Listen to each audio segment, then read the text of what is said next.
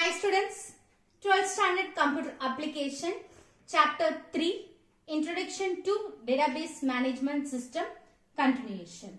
So already we studied what is data, database and DBMS. Once again just I remind you database. So database means it is a collection systematic data. Then what is database management system? So DBMS means it is used to access and manipulate the database. Then now we'll start with database models. So a database model defines the logical design and structure of a database. So it defines a structure of the database, that is tables. It defines how the data will be stored, accessed and updated in a database. Database models types. So we have four types of database model, that is hierarchical database model, network database model and relational database model. And last one is object oriented database model. We'll study one by one. The first one is hierarchical database model. The famous hierarchical database model was IMS, that is Information Management System.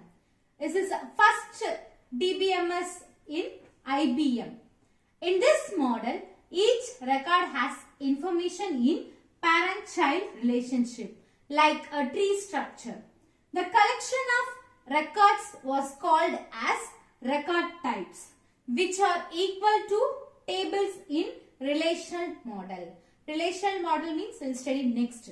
Next, the individual records are equal to rows. Next, it has some advantages, that is less redundant data, efficient search and security, data integrity. So here integrity means to join. The next one is limitations. It has some limitations. So complex to implement. Then difficult in handling many to many relationships. This diagram is example for hierarchical database model. Here it has one parent and many child relationship. Network model. The first development network data model was IDI, that is Integrated Data Store at Honeywell. The network model is similar to hierarchical model except that in this model each member can have more than one owner. That means that many to many relationships are handled in a better way. This model identified the three database components, that is network schema, subschema, language. The first one is network schema. Here network schema means it defines all about the structure of a database. Then subschema. Subschema, it controls on view of the database for the user. And last one is language. Language means it is a basic procedural for accessing the database.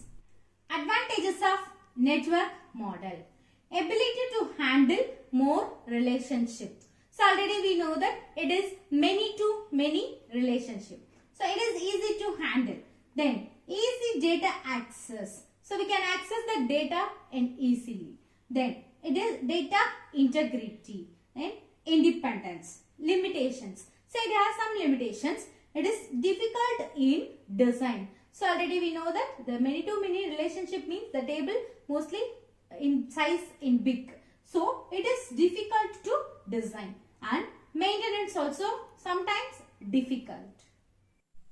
This diagram is example for network model. So already we know that network model is similar to hierarchical model, but it has many to many relationship. Here ABC college and department A and college library and student. So in this student has two parents. So it is called network model. Relational models. It represents the database as a collection of relations. Here a relation means it's nothing, a table of values. Every row in a table represent collection of related data values. Some examples for relational models: DB2, Oracle, RDB, SQL Server and Access. Next, terminologies of relational model. It has two terminologies. One is instance, another one is schema. First, instance. A table consisting of rows and columns. Schema means it specifies the structure. Already we studied schema means it is a structure. It includes name and type of the each column. Here type means, for example, if we give student mark list, we'll give student number, number is a field, and student name, name is a character, and student age, that is also a number. So we use types for each column.